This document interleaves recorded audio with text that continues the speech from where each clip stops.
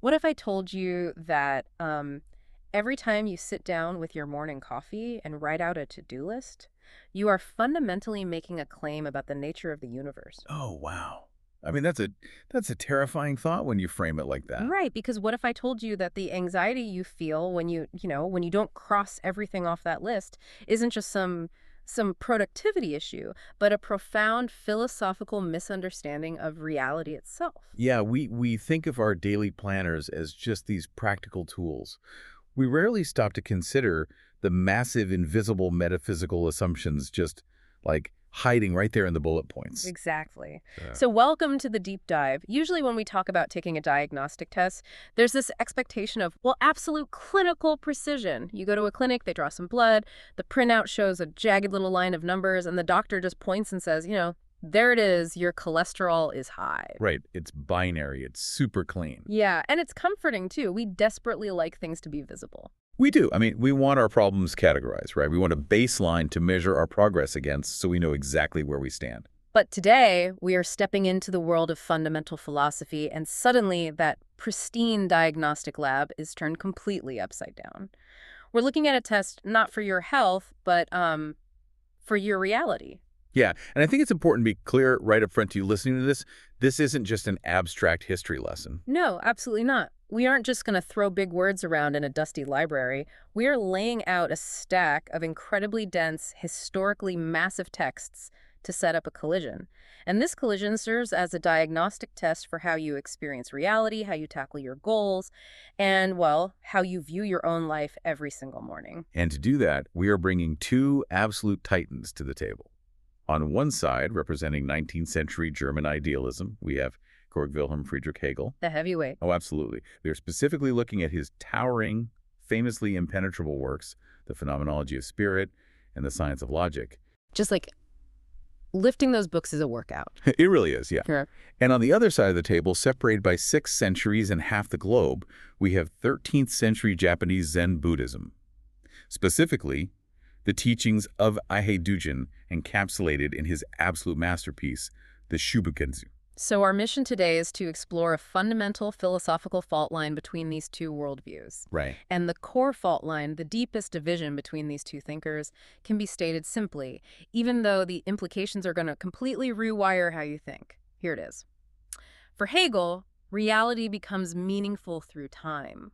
For Dōgen, reality is already complete in each moment. That is the crux of it right there. Hegel is all about the delayed arrival of truth, and Dōgen is about the radical, inescapable presence of it. Okay, let's unpack this. I want to start with the concept of time, because if you dive into these sources, it becomes immediately apparent that how a philosopher defines time, it dictates how they define existence itself. You literally cannot separate the two. Right. If I ask you what time it is, I'm secretly asking you what existence is.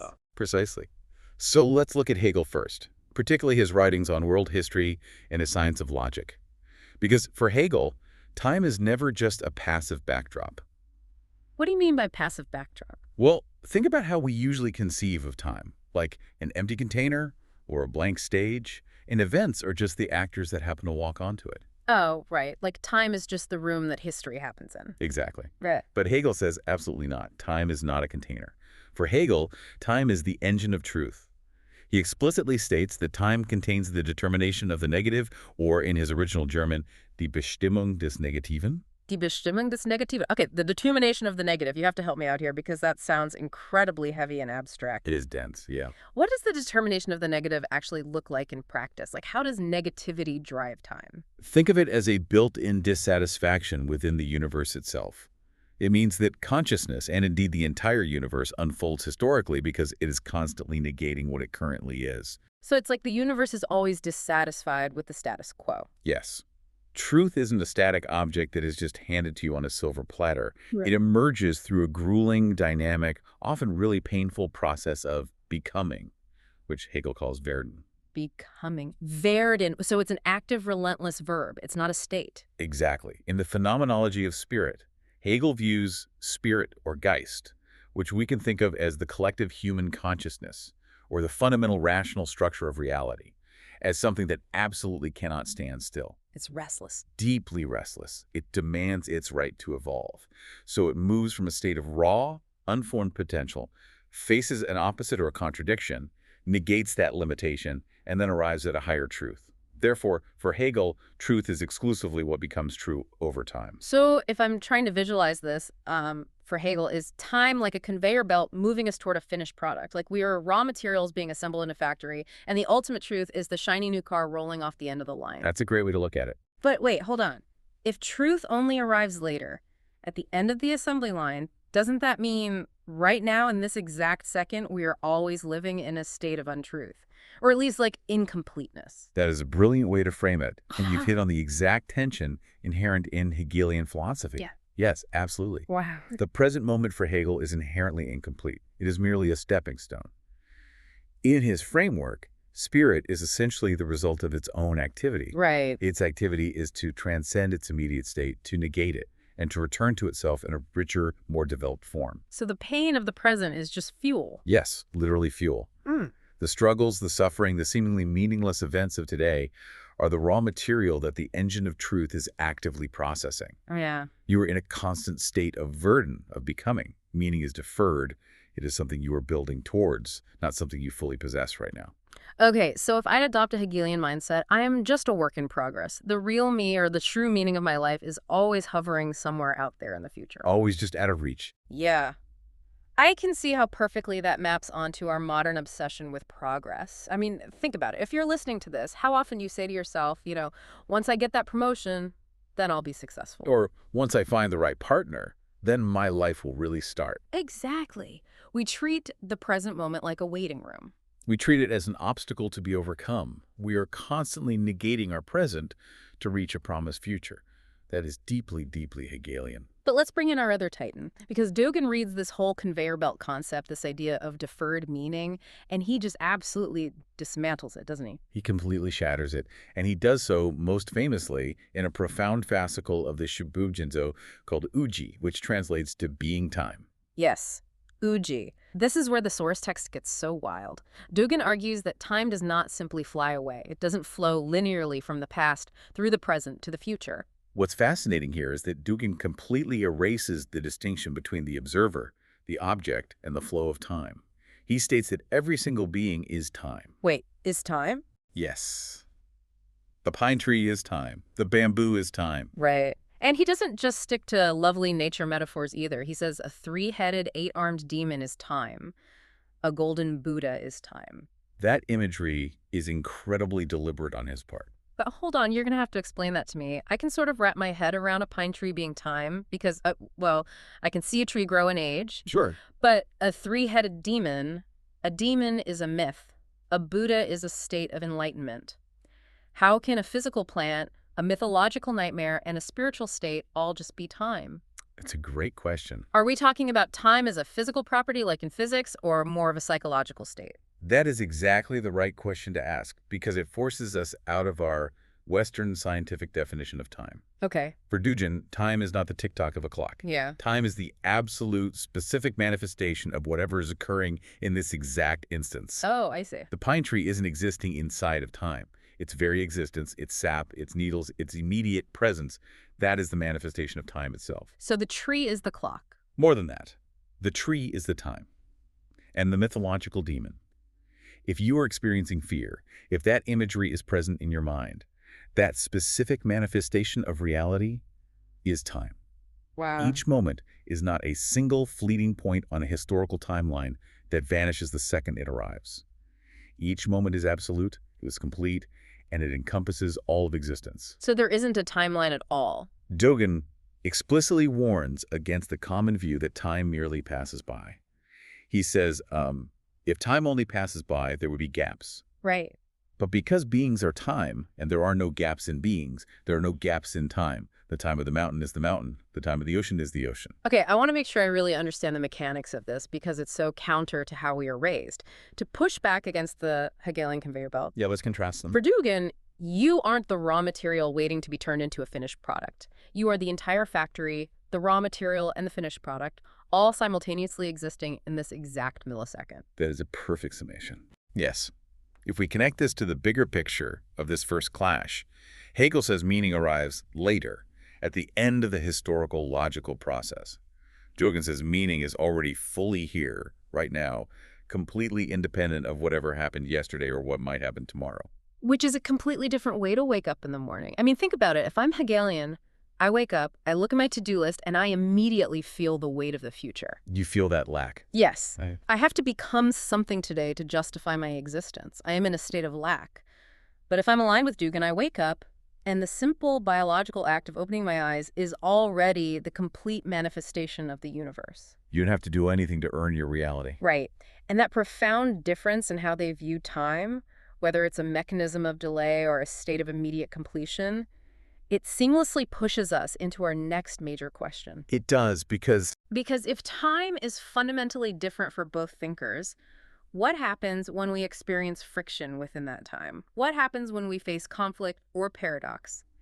This leads directly to how they handle the concept of contradiction. contradiction, the absolute bane of our existence. We generally hate contradiction, right? I mean, if you're listening to this and you're torn between two career paths, or you love someone but they absolutely drive you crazy, that contradiction feels terrible. It feels like a problem to solve. Exactly. We Okay. want things to make sense. We want the spreadsheet to balance. But Hegel absolutely loves contradiction. Oh, he doesn't just love it. His entire architectural system of the universe runs on it. In the Science of Logic, Hegel writes that contradiction is the indwelling pulsation of self-movement and vitality. The indwelling pulsation. Right. It is not a bug in the software of the universe. It is the fundamental operating system. Here's where it gets really interesting, because in the sources, you see him break down this dialectical process right from the very beginning of everything, like the absolute beginning of thought itself. Yes. The logic begins with the most abstract concepts imaginable. He starts with pure being, just the concept of isness. Just existing. Right. But if you think of a pure being with absolutely no determinations, no qualities, no boundaries, it is entirely empty. Yeah. Therefore, pure being is indistinguishable from pure nothing. Because if a thing has no qualities, it's nothing. Exactly. So being clashes with nothing. This is the first great contradiction. But they don't just annihilate each other into a dunk void. Their collision, their inherent contradiction, results in becoming. So the friction actually creates the forward momentum. Yes. If I can try an analogy here, it's like striking a match against a rough surface. The match head wants to stay unlit. The striking pad is just rough sandpaper. But the violent contradiction between the match head dragging across the striking pad produces something entirely new, which is the flame. That is a highly effective analogy. And this pattern repeats at every single level of reality for Hegel. Really? Every level. Every level. The finite clashes with the infinite, resulting in the absolute. In human history, the master clashes with the slave, resulting in a new, necessary form of self-consciousness and mutual recognition. Right. For Hegel, contradiction must be overcome, but not by destroying one side or the other. It undergoes a process he famously calls Aufhebung. Aufbauung, sublation. Yes, sublation.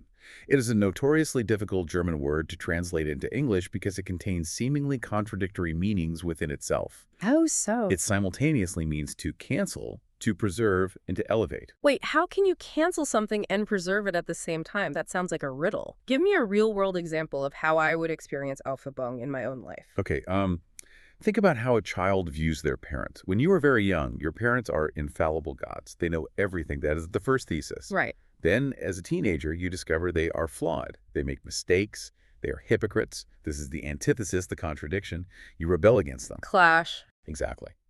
But eventually, in adulthood, you reach a synthesis. You sublate the relationship. Yeah. You cancel the naive idea that they are gods. You cancel the cynical teenage idea that they are purely villains. Oh, I see. But you preserve the underlying bond of love and history, and you elevate it into a mature relationship where you see them as complete, flawed human beings.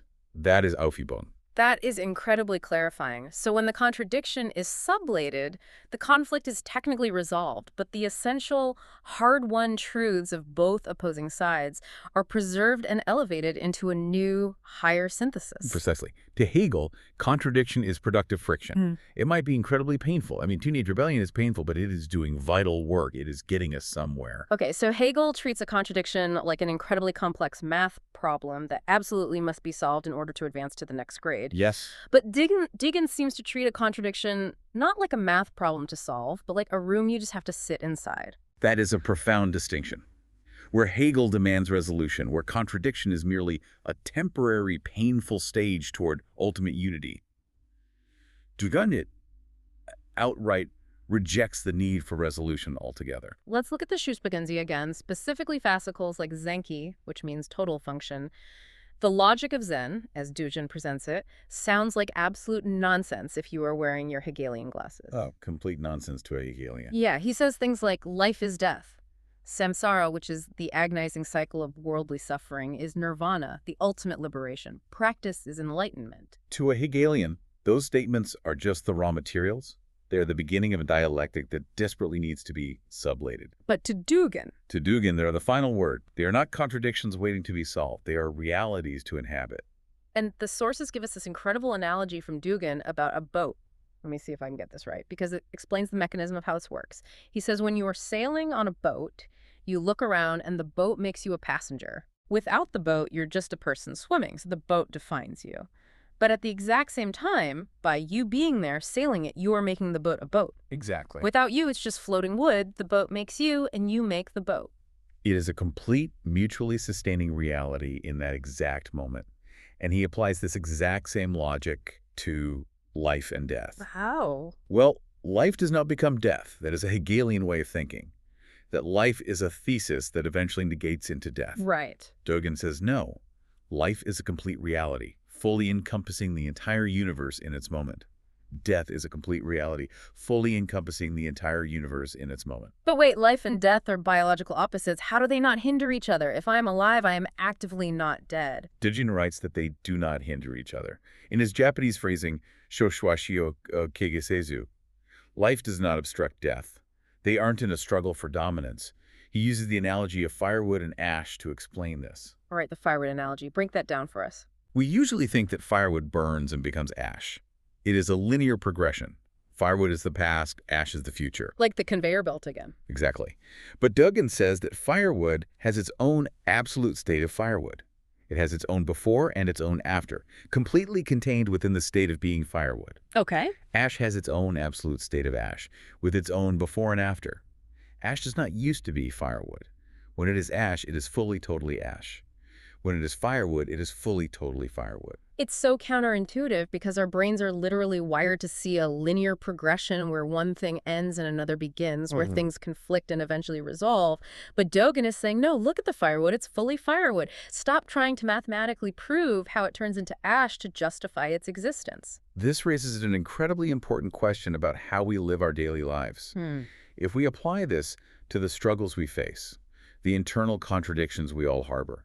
Say you are ambitious, but you also crave peace. Right, a classic contradiction. Hegel says, your contradiction is a sign of your incompleteness. Work through it. Sublate your ambition and your peace into a higher synthesis. Elevate yourself. And Dōgen says, your contradiction is your total reality right now. Do not try to escape it. Inhabit it fully, because that is where the truth actually resides. The core clash is so vivid here. Hegel believes contradiction must be resolved to reach the truth. Dōgen believes contradiction must be lived, because it is already the truth itself. Which means we really need to define what these two men actually mean when they use the word truth.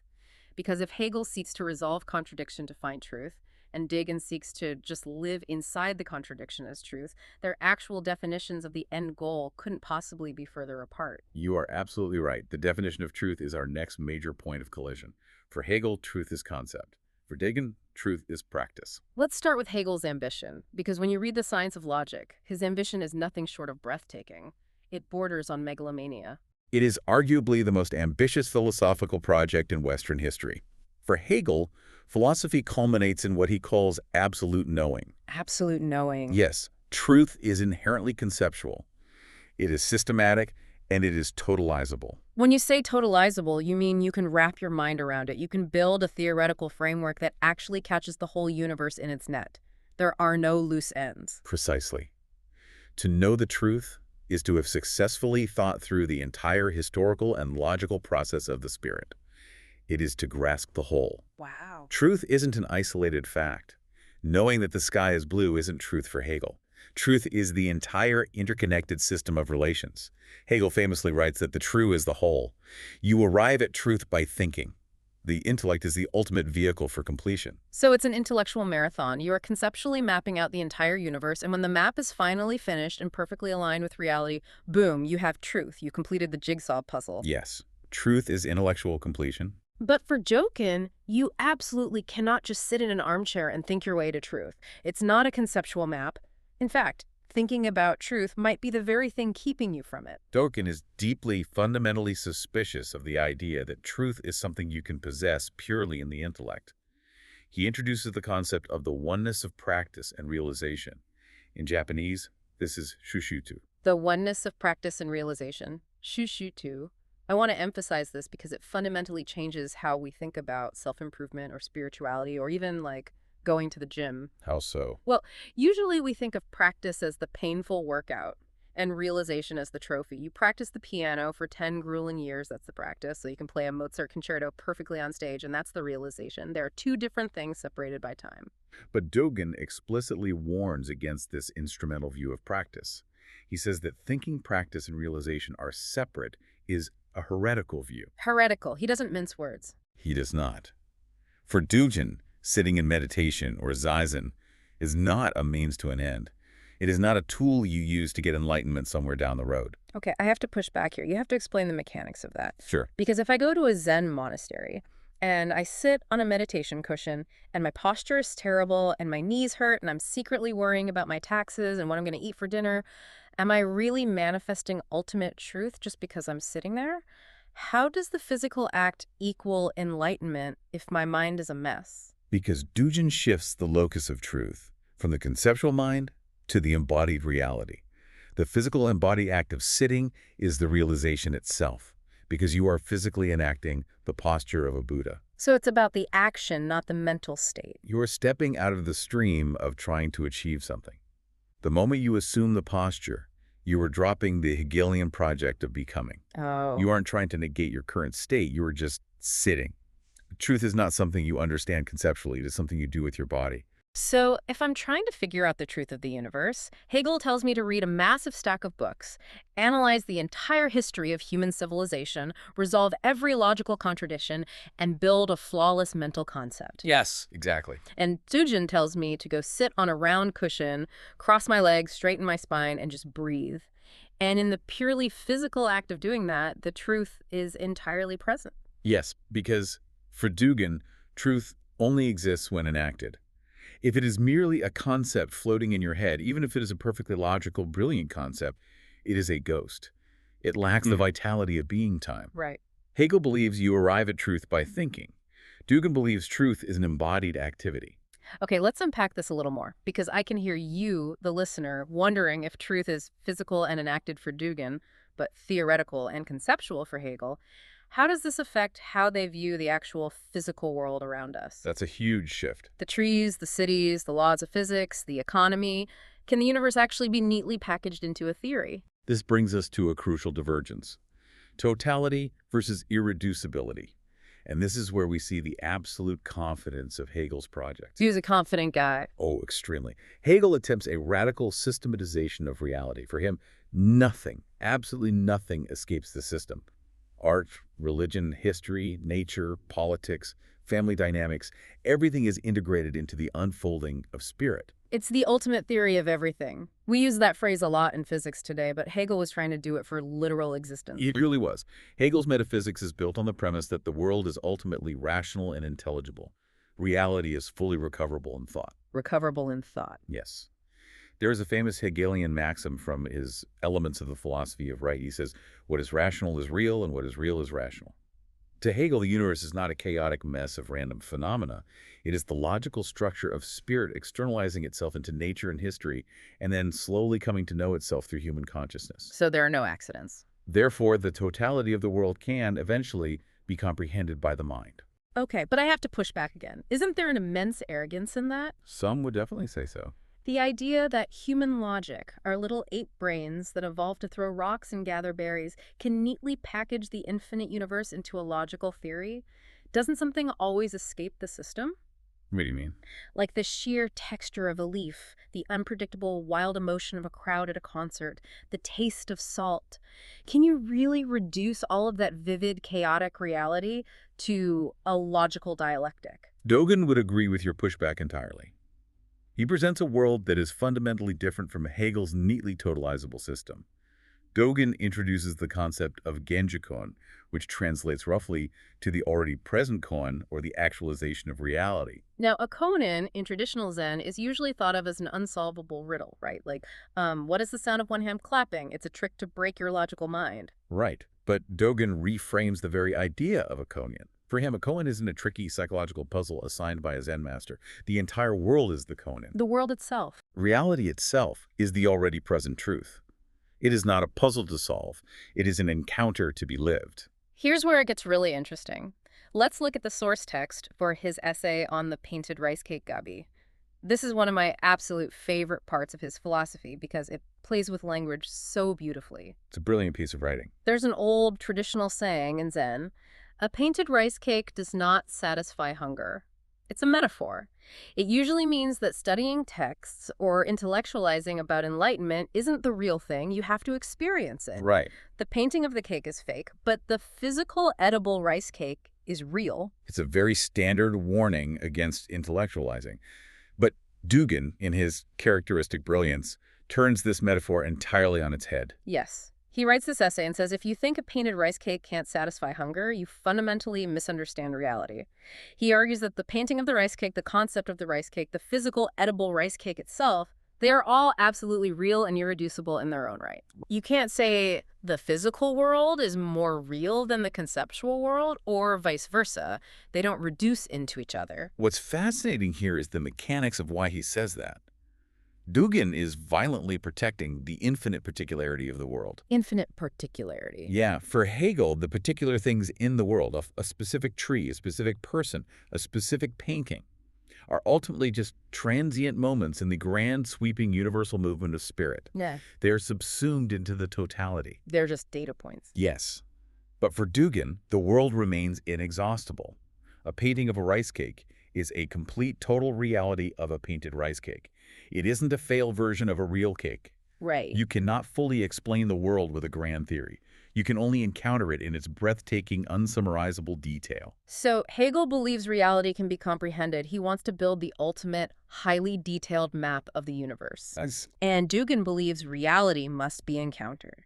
He wants you to throw away the map, walk outside, and feel the dirt under your feet, recognizing that the dirt itself is an infinite universe that completely defies summary. Which brings us to the final climax of this philosophical collision. The big finish. Everything we've discussed so far, how they view the flow of time, how they handle painful contradiction, their definitions of truth, and their approach to the vast totality of the world.